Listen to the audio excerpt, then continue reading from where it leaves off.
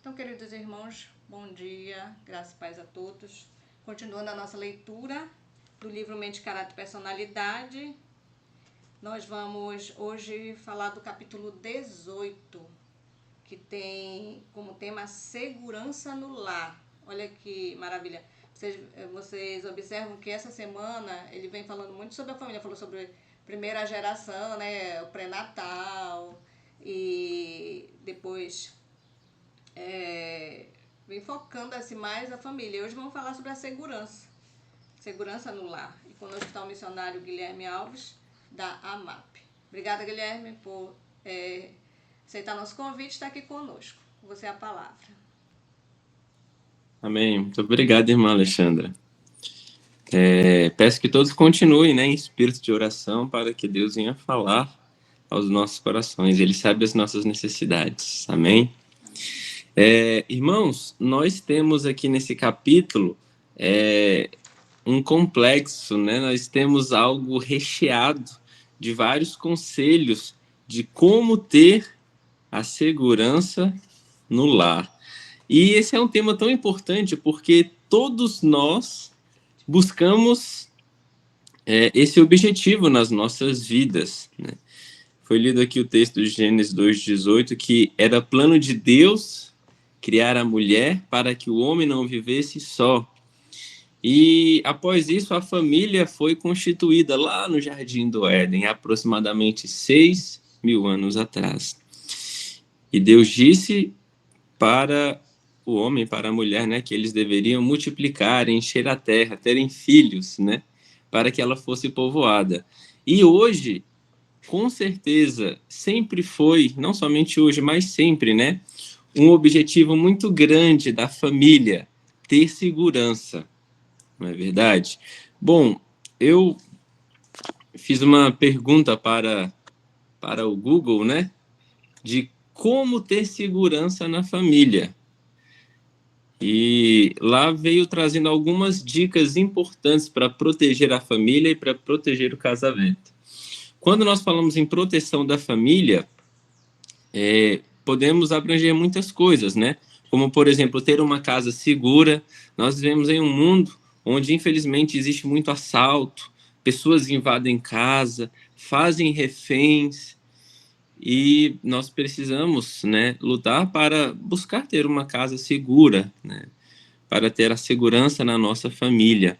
Outra coisa importante é dedicar tempo ao seu relacionamento, para que o seu relacionamento possa estar seguro também. Uma outra dica que eu encontrei é assinar um pacto de casamento, No nosso caso é o casamento civil, Porque aí você vai realizar um compromisso vitalício com o seu cônjuge, E recentemente agora, eu estou em uma nova missão.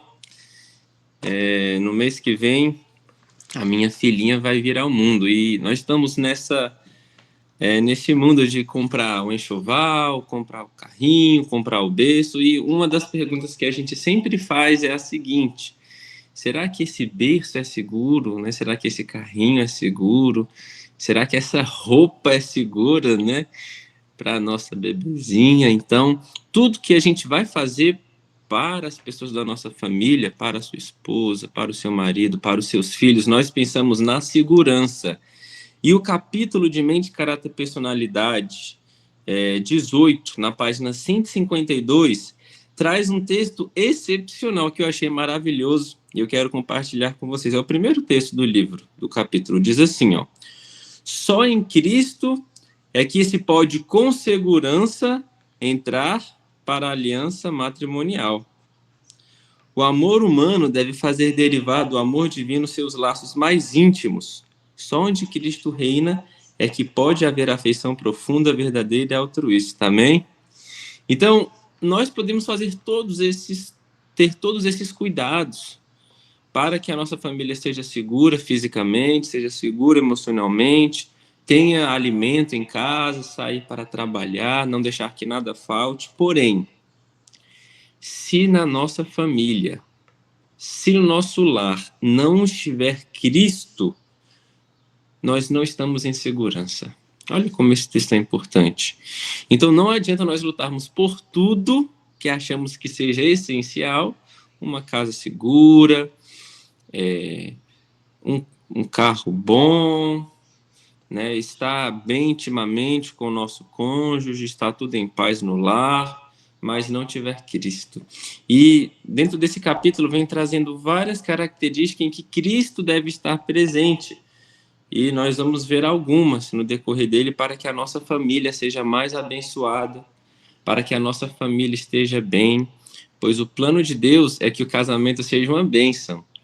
Mas o plano do inimigo é destruir os casamentos, destruir as famílias, desestruturá-las, para que a igreja sofra, pois a igreja é feita de famílias. E o primeiro ponto importante, né, o segundo ponto, né, que nós vamos ver aqui, é alcançar o ideal de Deus. O capítulo diz o seguinte: homens e mulheres podem atingir o ideal de Deus a seu respeito, se tomarem a Cristo como seu ajudador. Olha que texto bonito. No relacionamento, na família, às vezes podemos chegar a pensar ou até dizer, né? Eu já ouvi isso alguma vez. Não no meu casamento, graças a Deus, né? Mas já ouvi isso. Olha, meu pai foi assim, minha mãe, meu avô foi assim, e eu vou ser assim também dentro de casa. Eu vou fazer desse jeito, né? Não vou ceder. Mesmo que você me prove que eu estou errado, eu não vou ceder. E aí pessoas que acreditam que não podem melhorar, não querem melhorar. Então, na família, no seu círculo familiar, você precisa entender, eu preciso entender, nós precisamos entender que nós precisamos melhorar a cada dia. Nós precisamos lutar para alcançar o ideal de Deus. E a nossa vida precisa ser transformada, as nossas atitudes, as nossas palavras, cada dia devem ser transformadas para que esse ideal que é possível ser alcançado, nós lutemos por ele. Talvez muitas pessoas pensem que não seja possível, né, alcançar um nível alto de caráter, mas esse texto ele deixa isso bem claro, que para nós termos segurança na nossa família, no nosso lar, precisamos colocar Cristo e lutar para alcançarmos esse ideal de Deus. E só alcançamos quando Cristo é o nosso auxiliador, quando Cristo está ao nosso lado, pois Ele é a nossa força. Nós, por nós mesmos, não conseguimos melhorar o nosso caráter, transformar a nossa vida, mas Deus é o transformador, né? Ele é aquele que pode reformar a vida de qualquer pessoa e transformá-la a água para o vinho. Já que o casamento, já que a família é tão importante, né? No terceiro tópico desse livro vem falando também que a pessoa, antes de tomar o passo de escolher o cônjuge dela, que estarão ligados para o resto da vida, é necessário pensar e avaliar muito, né? Infelizmente, muitas pessoas tomam decisões precipitadas, encontram alguém, se apaixonam, às vezes até alguém da igreja, né? Alguém da fé, se apaixona e logo decide se casar sem antes conhecer essa pessoa. A gente sabe que você conhece profundamente a pessoa realmente só quando você casa, mas é muito importante você ter uma experiência com a pessoa. Para isso serve o namoro, né? O namoro é o período em que você conhece a pessoa para se casar com ela. Então você vai fazer uma avaliação da família, que diz que você deve olhar cada traço do caráter da pessoa com quem você vai se casar. Então nós temos que ficar atentos a isso, temos que orientar também os nossos filhos, nossas filhas, para que eles tomem a decisão certa. É uma decisão tão importante, irmãos, a decisão de com quem nós vamos casar. É uma decisão que reflete na nossa vida aqui, mas na nossa vida futura também. Pois muitas pessoas se perdem porque escolhem a pessoa, uma pessoa que não é ideal para viver, e acabam tomando outros rumos na vida. Então é importante fazer uma análise do caráter dessa pessoa, como essa pessoa trata os pais, como essa pessoa é em casa, como essa pessoa é no trabalho, na escola, na igreja, é uma pessoa ativa, é uma pessoa que lida bem com os conflitos. Todas essas perguntas, né, inúmeras perguntas, devem ser feitas antes do sim, né? Até o dia do sim, a pessoa tem a escolha, né? Mas depois que ela diz sim, está unida até que a morte o separe, né? E o desejo de Deus é que o casamento seja eterno, né? Então nós precisamos deixar isso bem orientado para nós, para também nossa família, né? A real união dos dois em matrimônio é uma obra de anos subsequentes, está na página 153, né? Então, a união verdadeira, ela é construída, né? Nós não vamos encontrar alguém perfeito, essa pessoa é perfeita para mim, se encaixa em tudo, não tem nenhum defeito, e eu não tenho nenhum defeito para ela. Não existe esse mundo perfeito, esse mundo ideal, né? Porque cada pessoa é criada de uma forma diferente, com uma cultura diferente, né? Com um aprendizado diferente, com um caráter diferente. Então, essa união verdadeira e cristocêntrica no lar, ela é formada com o tempo, é com o tempo em que você aprende os gostos do cônjuge, com o tempo que você aprende o que ele gosta, o que ele não gosta, e vocês vão se tornando mais unidos, né? E é importante a comunicação para que essa união venha florescer. Um outro ponto importante aqui que nós temos nesse capítulo é o subtópico desaparecer a imaginação romântica. Quando a pessoa se casa, quando nós nos casamos, né, nós passamos, é conhecido, né, eu vi esse termo quando eu casei, vou fazer 6 anos de casado, é conhecido como o ano da prova, né? É o primeiro ano em que você vai passar com o seu cônjuge, quando você é recém-casado, né? Alguns dizem que são 2 anos também, né? Mas é ali que você vai conhecer profundamente, né, o seu cônjuge. Você vai vê-lo quando ele acorda, como ele é. Você vai conviver com ele todos os dias. Você vai comer o primeiro quilo de sal, né? E aqui diz assim, ó.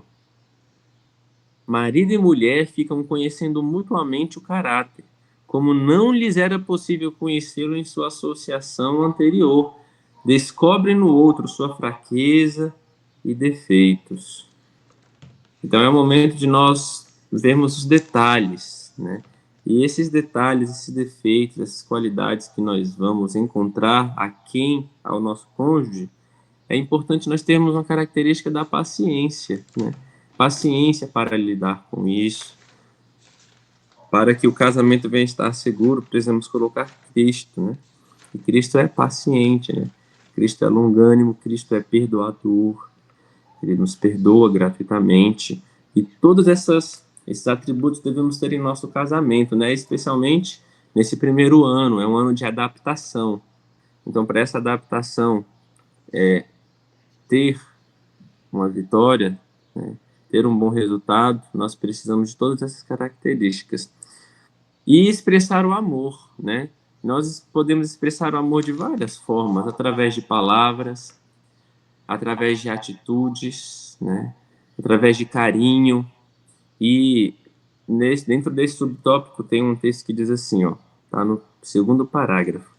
Muitos há que consideram a expressão de amor como uma fraqueza e mantêm uma reserva que repele os outros.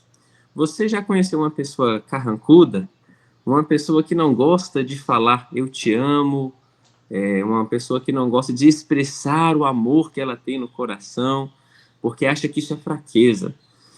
Talvez algum homem pense assim, talvez alguma mulher também pense assim, né? Eu sou grosseiro, eu não preciso ficar falando isso não, isso é frescura.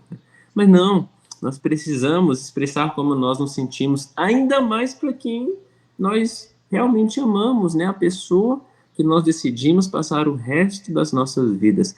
É tão bom nós ouvirmos um eu te amo, né? Você é o homem, você é a mulher da minha vida. Você é uma pessoa que fala isso para o seu cônjuge? Há quanto tempo você não fala uma frase? Há quanto tempo você não expressa o seu amor para o seu cônjuge? É muito comum na época do namoro, né? Ter, eu não sei se atualmente utilizam isso, né? Na minha época utilizavam, né? Há 8 anos, 9 anos atrás, uma cartinha de amor, né? Aí uma técnica que eu usava era perfumar a cartinha com meu perfume, né? Borrifava assim e dava para minha namorada, porque eu queria que ela sentisse, né, as palavras e sentisse também o meu cheiro. Então, todos esses detalhes que nós fazemos no namoro, eles devem continuar. Nós devemos continuar conquistando a pessoa a quem nós amamos, expressando o nosso amor para que ele venha aumentar. É como o vinho. O vinho, quanto mais antigo, né, melhor a qualidade dele, não é assim? Então, assim também deve ser os nossos relacionamentos. Quanto mais anos passam, melhor deve ele estar, mais estruturado, com mais expressão de amor, de bondade, né? Um relacionamento mais seguro, que vai se tornando mais estruturado a cada tempo que passa, né? E para isso, uma característica deve existir. Está no próximo subtópico. Dê cada um amor, em vez de exigi-lo. Às vezes a gente quer exigir o amor, né? Olha, você tem que fazer isso, isso, isso, isso para mim, porque você é minha esposa, porque você é meu marido, e a pessoa só quer mandar, só quer obrigar, né? E tem um filme que retrata muito bem isso. Creio que todos vocês talvez já assistiram, se não assistiu, assista. Chama-se A Prova de Fogo, né? Tem até um livro dele, eu já li, é muito bom. E vem falando ali, né, que o marido ele queria reconquistar a sua esposa e ele queria obrigá-la a gostar dele, a amar ele. E aí ele começou a ler esse livro e ele decidiu mudar de vida, né, e servir a esposa. E começou a limpar a casa, começou a dar buquê de flores, fazer poemas, e ele foi reconquistando ela, né? Ele começou a dar amor a ela e aí ela voltou a amá-lo, né, a respeitá-lo. Então, o amor, irmãos, isso aqui é muito importante que eu vou falar. O amor é uma semente viva. E quando nós germinamos o amor, quando nós dedicamos o nosso amor para as pessoas, essa semente, ela cresce, ela dá frutos. Então nós precisamos dar amor, amar verdadeiramente, né? Fazer o que é necessário para que o nosso cônjuge se sinta bem, se sinta feliz, né? A felicidade, ela é conquistada, né? Ela é conquistada, nós devemos cultivar isso para que o nosso lar esteja completamente seguro. Um outro ponto importante aqui é não imergir a individualidade. O que significa isso? Temos uma individualidade própria e a individualidade da esposa não deve imergir na do esposo, né? Então, quando nós casamos, né, moramos debaixo do mesmo teto, mas cada pessoa tem a sua individualidade, né? Tem o seu momento. Às vezes a pessoa quer pensar um pouco, né? E nós podemos aplicar isso aqui em várias coisas, né? Mas nós precisamos respeitar também o espaço do nosso cônjuge, né? Respeitar o seu espaço. E nós devemos continuar em oração para que um ponto importante, né, que foge aqui a individualidade, né, é o isolamento, né?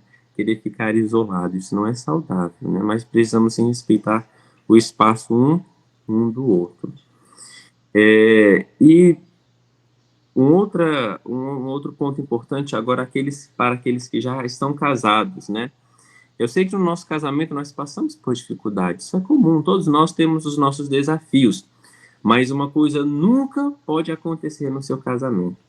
Você nunca pode dizer as palavras: o meu casamento foi um erro.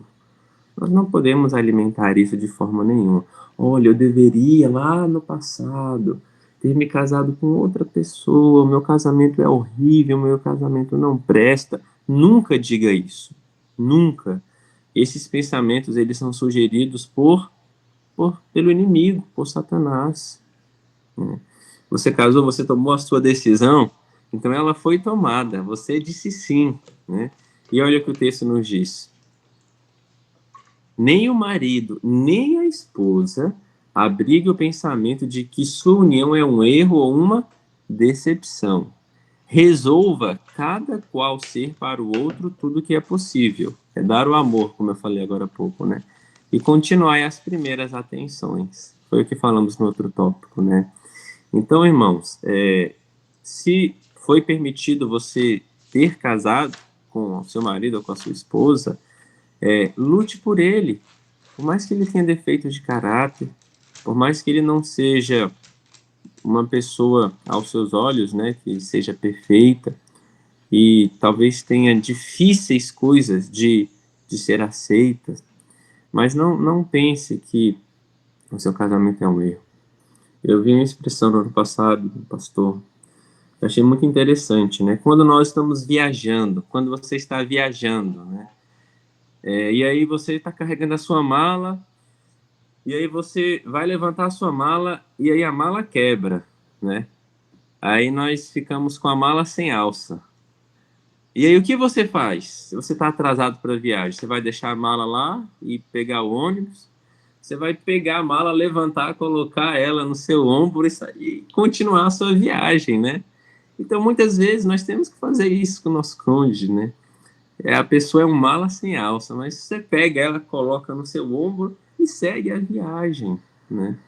Segue a viagem até Deus lhe dar graça suficiente para você suportar.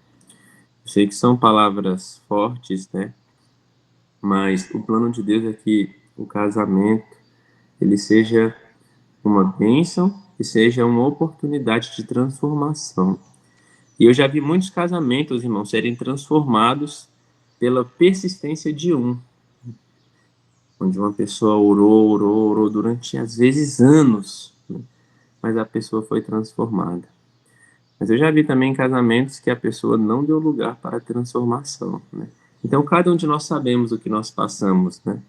Mas nós devemos lutar pelas nossas famílias, né? Para que os nossos cônjuges sejam transformados, tá bom? Mas não pensem que o casamento é um erro de forma nenhuma. O relacionamento controlado pela razão, né? Aqui diz assim, ó. Os que consideram a relação matrimonial como uma das sagradas ordenanças de Deus, resguardadas por seu santo preceito, serão controlados pelos ditames da razão. Então, a nossa razão deve nortear as nossas escolhas, nossos pensamentos e as nossas palavras. E às vezes nós agimos por impulso, né? Quando vemos algo que não gostamos ou quando estamos em uma situação difícil na vida, a gente quer agir por impulso, né? E nós devemos tomar muito cuidado, né? Quando nós estivermos estressados, quando nós não estivermos bem, né? Quando estivermos naquele dia em que o nosso emocional não está bem, nós devemos tomar muito cuidado com as nossas atitudes, com as nossas palavras, né? Pois a palavra dita não volta, né? E as atitudes também cometidas não voltam. Aqui diz que, falando agora sobre a paternidade, né? Aqueles que já têm filhos, né? Ou aqueles que desejam ter também, né? Ou vão ter, como eu, aqui também trazem alguns conselhos especiais, né? Aqui diz assim, o subtópico: os pais devem governar a si mesmos, né? Se querem que o lar só haja palavras agradáveis, devem deixar que os filhos só ouçam de seus lábios palavras aprazíveis, né? Então tem uma frase bem conhecida que os filhos são espelho dos pais, né? E para que nossos filhos não xinguem, sejam educados, falem palavras dóceis, né? Não sejam também estressados. Eles devem aprender isso com os pais. Os pais são os primeiros professores, são os primeiros pedagogos dos filhos, né? E para que os nossos filhos tenham essa característica, né? Nós devemos falar palavras mansas, né? E eu creio, né? É minha primeira filha, né? Não tenho a experiência da paternidade, ainda voltei agora, mas eu creio, né? Vendo e observando e sendo filho também, que é um desafio. Porque as crianças cometem erros, as crianças quebram, as crianças correm, as crianças caem, as crianças machucam outras, né?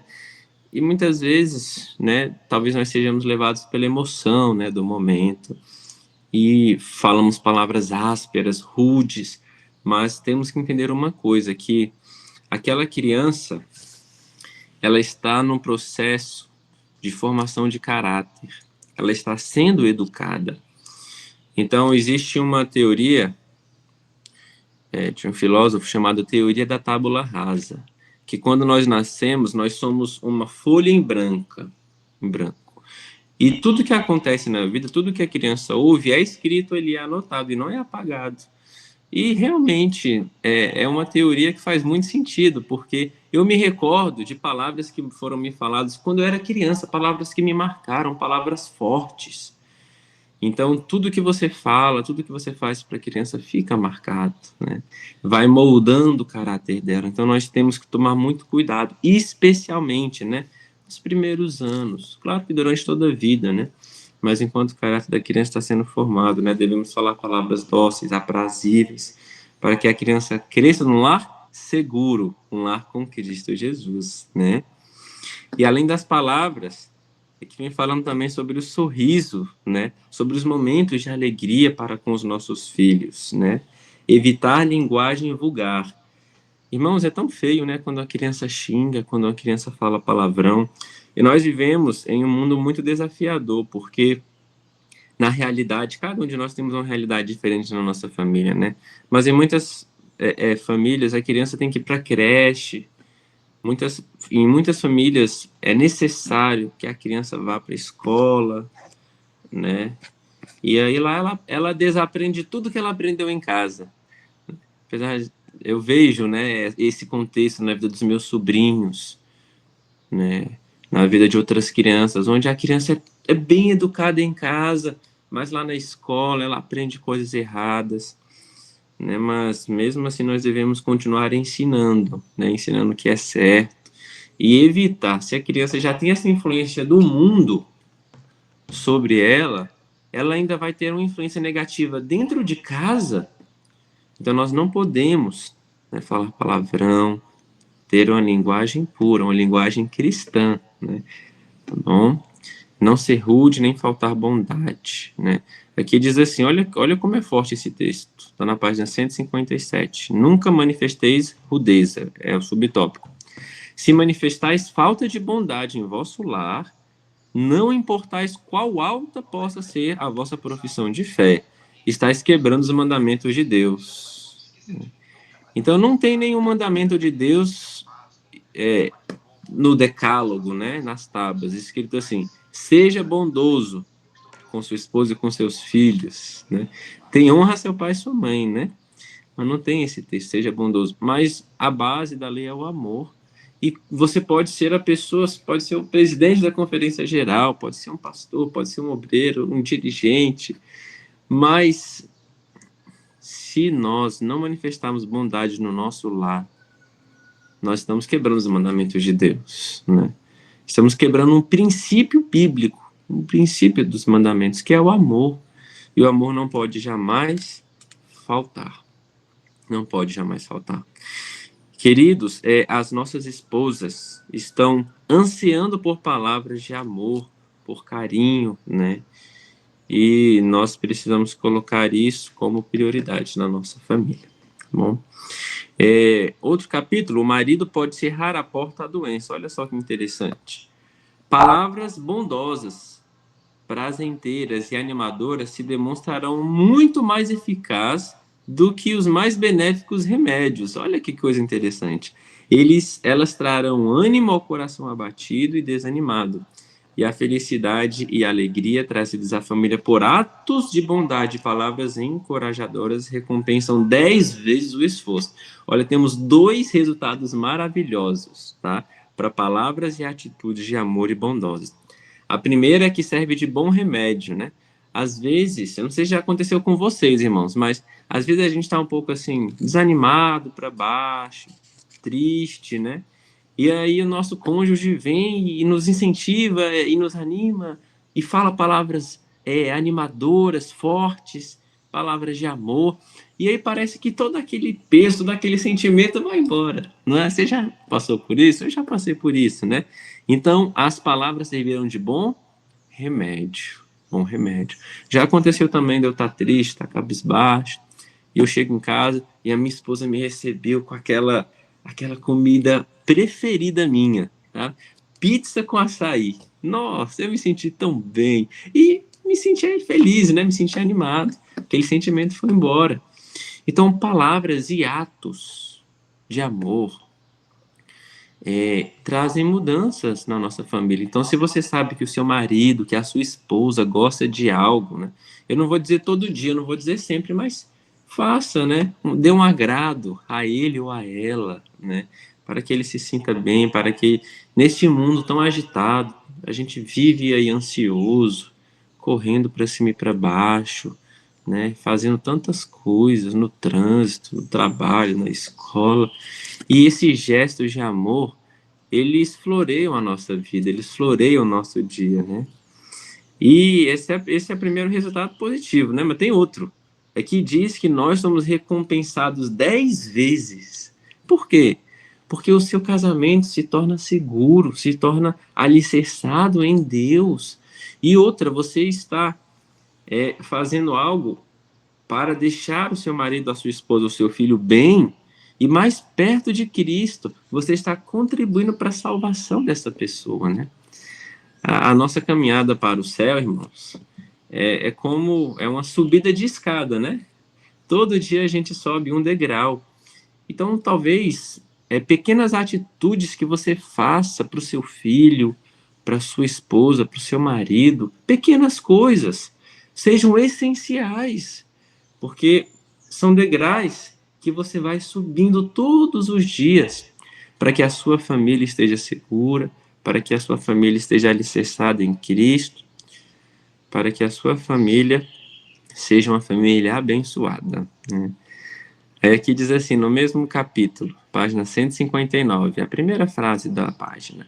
Vi que os anjos de Deus fogem de uma casa onde há palavras agradáveis e paciência e contenda. Então, a pessoa que não tem essas características boas no seu lar, os anjos de Deus não permanecem ali. Uma casa onde só há briga, só há discussão, uma casa onde não há atitude de amor, onde não há perdão. Infelizmente, irmãos, os anjos de Deus não ficam nessa casa. E aí eu pergunto para vocês, se os anjos de Deus não estão nessa casa, que anjos estão? Os anjos do inimigo, os anjos de Satanás. Eles habitam nessas casas. E o meu desejo é que as nossas casas sejam habitadas e protegidas pelos anjos de Deus, né? Satanás tem que ficar ao derredor, bem longe, né? E essa atmosfera celestial deve preencher a sua família, mas para isso, as nossas atitudes devem melhorar ou mudar, né? Se você não faz isso, devemos melhorar cada dia. Lembra lá atrás que nós vimos no início, né, que é possível alcançar o ideal de Deus nas nossas famílias, mas a gente tem que lutar, temos que dar amor, temos que fazer a nossa parte. E quando você fazer a sua parte, você vai ver a diferença, né? Marido, o cabeça da família. Olha que responsabilidade por nós, né, os homens aqui deste grupo de oração. Aqui diz assim, ó: o marido e pai é a cabeça da família. A esposa espera dele, olha aí, maridos, amor e interesse, bem como auxílio na educação dos filhos. E isso é justo. Ué, irmãos, educar o filho não é uma coisa só da mulher? Tem pessoas que pensam assim, né? Mas é responsabilidade do pai também, com certeza, né? Os filhos também se espelham no pai. O pai deve participar da educação do filho. Em algumas famílias, o pai talvez não tenha tanto tempo com o filho. Às vezes a mãe fica com a criança, né? Às vezes os valores, né, os papéis estão invertidos, né? A esposa trabalha e o pai cuida da criança, fica em casa, né? Há famílias que trabalham nesse formato também. Mais comum, né? O mais comum é a mãe ter mais tempo com a criança. E aí muitas pessoas pensam que por isso é responsabilidade só da mãe educar. E não, isso é um erro. O pai também deve conversar, ajudar na lição de casa, né? Ler a Bíblia, porque ele deve orientar a criança no caminho, né? Como sacerdote. A função do sacerdote, né, é orientar, é guiar espiritualmente. E nós, como sacerdote, irmãos, precisamos orientar os nossos filhos.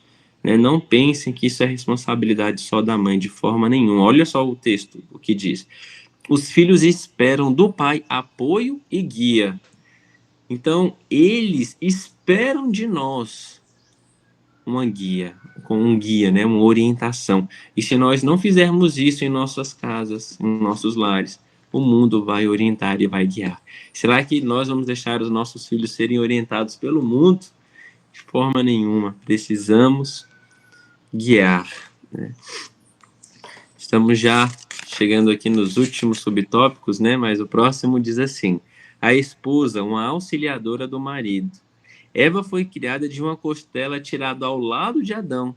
Significa que não deveria dominar como a cabeça, nem ser pisada sob os pés como se fosse inferior, mas estar ao seu lado como seu igual. Bom, então, já que a mulher deve ser submissa ao marido, já que o marido é o sacerdote, o cabeça, então a mulher deve fazer tudo que o homem manda. Tem pessoas que pensam assim também, está errado. A mulher é uma auxiliadora, ela deve trabalhar junto. A mulher não está abaixo nem acima, mas ela está no mesmo patamar que o marido, né? Eles devem trabalhar unidos. O marido não pode pisar na mulher. E também a mulher não pode pisar no marido, né? Também tem essa inversão, né? Em que a mulher quer mandar, quer fazer tudo, quer decidir tudo, e o marido tem que ser submisso, e o marido tem que, né, ser maltratado. Isso é um erro. Isso é um erro. Isso traz muitos problemas no relacionamento. Eu vou falar aqui agora como marido, né, como homem, né? E a psicologia confirma isso, né? Às vezes nós estamos em casa, né? E aí a minha esposa me chama, né? Fala assim, marido, pega ali em cima, aqui eu sou um pouco maior que minha esposa, não muito. Pega ali em cima para mim, o prato, né? A panela. Aí eu vou lá pegar. Marido, eu não tô conseguindo abrir esse vidro de palmito. Você é forte, abre para mim. Eu vou lá e abro, né? Aí eu me sinto forte mesmo, né? Ela, olha, você é forte, obrigado. Então a gente se sente bem, né? Nós nos sentimos bem. Então é importante o marido participar também, né? Se sentir útil em casa, né? Ajudar, né? E a esposa sentir que está protegida pelo marido, né? Que o marido é o cabeça e ela é a auxiliadora. Exercer autoridade com humildade, né? É um outro subtópico. Vem falando exatamente sobre o que nós estamos dizendo, e aqui diz assim, ó. O Senhor pôs o esposo como cabeça da esposa para ser seu protetor. Ele é o laço de união da família, unindo os membros entre si, da mesma forma como Cristo é a cabeça da igreja e o salvador do corpo místico. Então, o que Cristo fez pela igreja, irmãos? Deu a sua vida. E o que o marido tem que fazer pela família? Tem que dar a vida. Amar a esposa como Cristo amou a igreja. Essa é a missão do marido, né? Proteger, cuidar, zelar. Que cada esposo que sustenta amar a Deus estude cuidadosamente os reclamos de Deus no que respeita à sua posição. A autoridade de Cristo é exercida com sabedoria, bondade e mansidão. Assim exerça o esposo seu poder e imite a grande cabeça da igreja.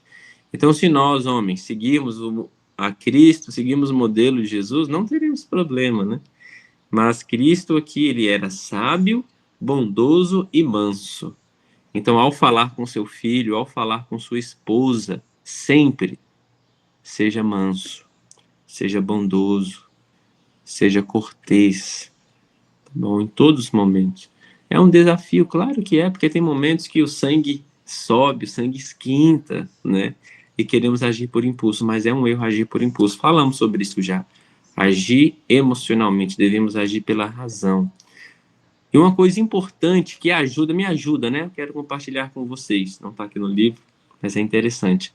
Quando você tiver com sangue quente e tiver acontecendo, né, talvez um problema, e aí você você sentiu o desejo de falar uma palavra grosseira ou agir de forma imprudente, pense sempre o seguinte: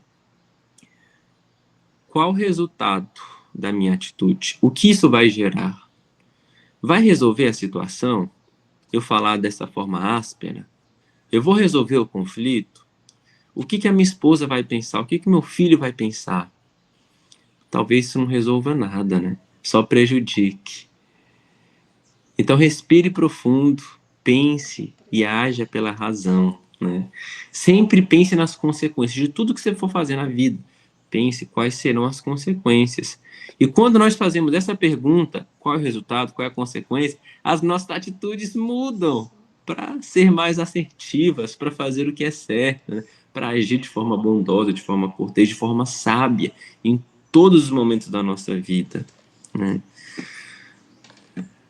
Ajude a esposa de bom grado o marido, é o próximo subtópico, e aqui eu deixei grifado a seguinte frase: é dever da esposa ceder seus desejos e vontades aos do marido. Ambos devem estar dispostos a ceder, mas a palavra de Deus dá preferência ao juízo do marido. Olha como o marido tem uma responsabilidade grande, né? A esposa, ambos devem ceder, né? Mas a esposa também tem o seu momento de ceder aqui. Agora aqui diz assim: e não depõe contra a dignidade da esposa, ceder em favor daquele que ela escolheu para ser seu conselheiro, seu consultor e protetor. O marido deve manter sua posição na família com toda a mansidão, todavia, decididamente. Então, o homem deve ser decidido também, né? Deve ter postura. E muitas vezes, irmãos, isso aqui é uma atitude sábia, viu? Muitas vezes não, mas algumas vezes pode acontecer de você e o seu cônjuge não chegarem em um denominador comum. Conversa, conversa, conversa, conversa, conversa, explica, e aí não chegaram a um denominador comum. E aí, se essa atitude não infringir nenhum mandamento de Deus, né? Se você... Claro que nós devemos obedecer primeiro a Deus do que aos homens, né? Mas se isso não infringir nenhum mandamento de Deus, aqui diz que deve ser dado razão ao marido. Só que o que muitas vezes pode acontecer, né? O marido toma a decisão e lá na frente a esposa e o marido percebem que essa decisão foi uma decisão errada, né? E agora é hora da esposa chegar com muita, né, com muita paciência, com muita sabedoria e falar: olha, meu marido, aquela decisão lá atrás que você tomou, eu deixei você seguir por esse caminho, mas isso deu errado. Isso não foi bom. Viu como você tem que me dar ouvido também? Porque eu também faço parte da família, né? Então a esposa, ela também consegue, quando o marido não dá voz, não dá lugar, né? A esposa consegue, né, se encaixar nessa liderança também. Ela precisa também fazer parte das decisões. As decisões não são só do marido, devem ser tomadas em conjunto para que haja mais acerto, para que haja vitória, né? Eu quero concluir aqui com o último subtópico, que diz assim: o círculo íntimo tem a primazia. Olha que coisa importante, o segundo parágrafo, o último parágrafo do capítulo. No dia do ajuste final, será exigido dos pais e mães que respondam por seus filhos. Olha que responsabilidade grande, irmãos. Então, o filho é uma bênção, o filho é alegria, mas o filho também é responsabilidade. E no dia do juízo final, nós, que somos pais, precisaremos prestar contas de como foi a educação e a criação dos nossos filhos. Então, os nossos filhos serão influenciados a se salvar ou a se perder pelas atitudes que nós tomamos em casa, pelas palavras que nós falamos. E eu desejo encerrar com uma pergunta: como está o seu lar? Como está a sua família? Como está a educação dos seus filhos? O seu lar tem sido um lar seguro? Você tem sido uma pessoa bondosa, cortês, que ama, que serve, lutado para incentivar a felicidade da sua família? Ou você tem tomado outros rumos? Bom, no dia em que nós fomos julgados, no dia do acerto de contas, nós teremos que prestar conta de todas as nossas atitudes. E se você, assim como eu, entende que tenho que melhorar, vamos melhorar, irmãos. Vamos fazer todo o possível para que a nossa família possa ser abençoada, para que a nossa família possa ser feliz, ter o amor de Cristo, para que o seu lar seja um lar seguro. Que Deus te abençoe para isso em nome de Jesus. Amém?